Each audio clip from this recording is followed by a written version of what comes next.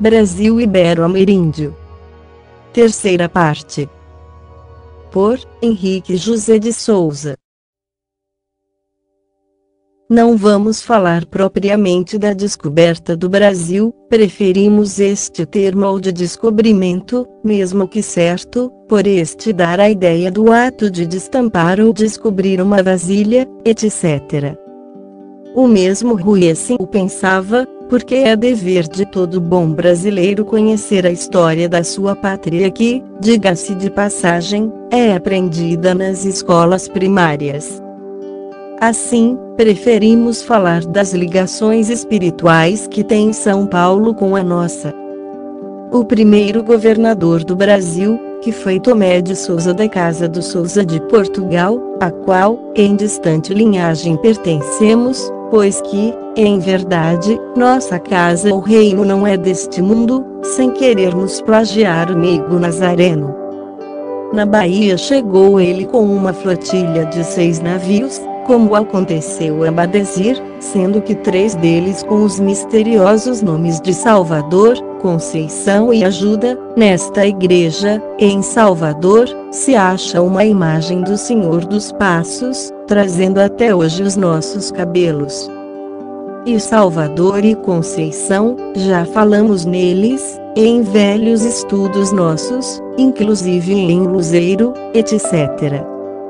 Sim, Tomé de Sousa, além de uma flotilha desse número, trazia uma bandeira, cujo emblema até hoje é adotado pela Intendência Municipal da capital baiana, uma pomba trazendo no bico um ramo de oliveira, e por baixo, Siquila de arcão reversa este, assim voltou ela para a arca, frase bíblica, relacionada com o dilúvio universal, a catástrofe Atlante, mas, em verdade, com um ramo racial, pois que Noé, anagramaticamente, dá a palavra grega Ion, que significa a manifestação da divindade na terra.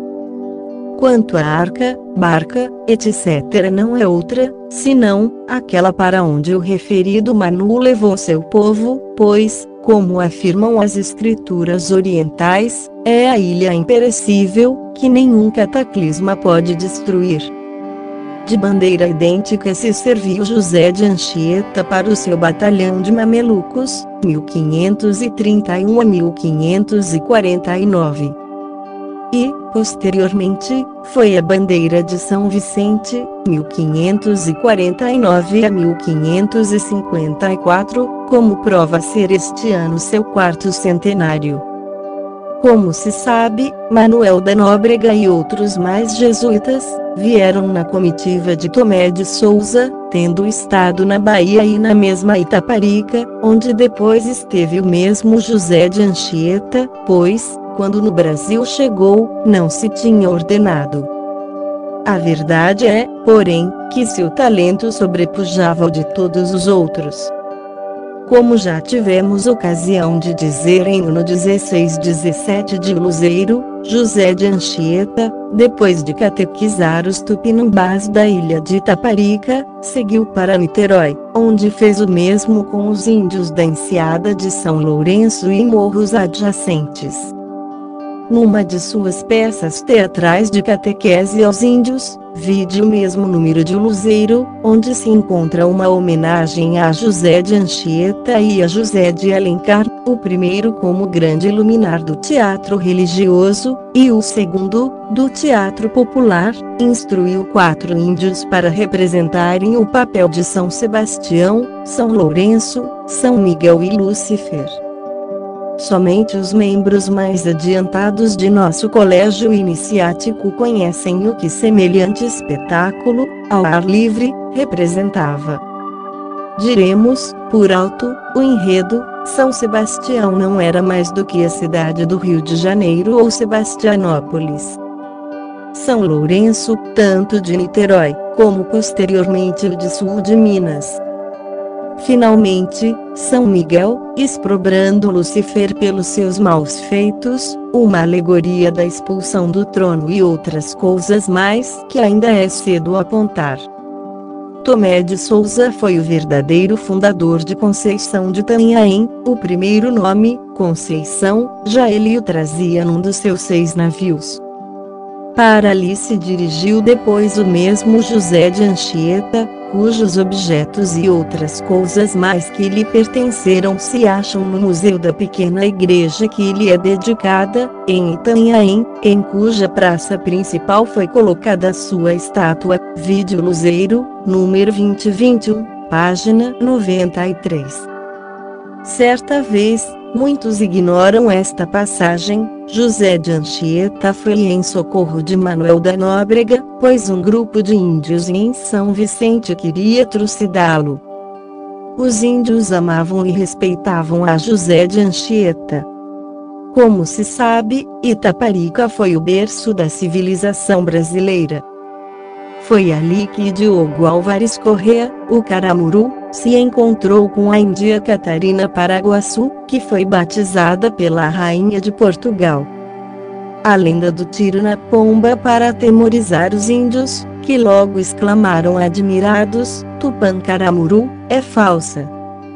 Diogo Álvares Corrêa, tendo nadado do navio francês, em que vinha com seu tio, um navio negreiro, pois o mesmo naufragou fora da barra, não poderia carregar uma espingarda pesadíssima. E, mesmo que o fizesse, a água teria inutilizado a pólvora.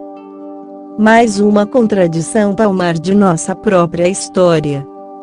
Tupan-Caramuru, quer dizer, o deus serpente, dragão, etc., pois, caramuru é um peixe que figura em grande quantidade, também conhecido por moreia, no aquário natural itaparicano.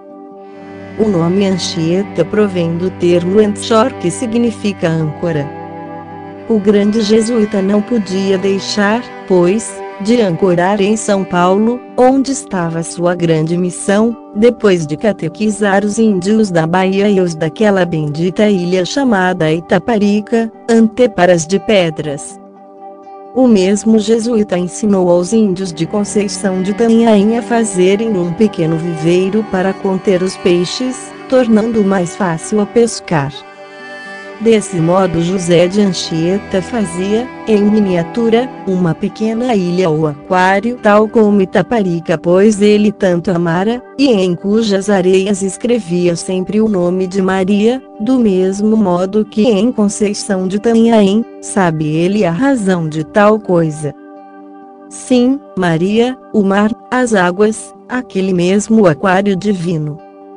Pelo que se vê, todo o itinerário percorrido pelos supracitados personagens, como aconteceu com o Brasil fenício, que foi, todo ele, dividido em 2 partes, foi também percorrido pela nossa obra. O fato não é uma simples casualidade, mas, sim, causalidade, por ter sido auxiliado pelas mãos divinas, com outras palavras, pela lei que a tudo e a todos rege. Depois de terem estado na ilha de Itaparica e de terem voltado a Salvador, os 2 fundadores e chefes da obra, em que se encontra empenhada a STB, se dirigiram para Lisboa, e daí seguiram para o Oriente, tocando em São Lourenço de Goa, Colombo, capital do Ceilão, e Calcutá, e daí seguindo para o norte da Índia. De volta para o Ocidente, ficaram na Bahia até o ano 1914, quando se dirigiram à capital da República, onde ficaram durante 10 anos. Em 1921 foram à Montanha Sagrada em São Lourenço. A seguir, já em 1924, foram a Niterói, onde fundaram objetivamente essa mesma obra. Outros 10 anos ficaram em Niterói, para depois irem novamente residir na capital da República, até 1952, quando vêm para São Paulo, além do mais, para estarem presentes ao seu 4º centenário.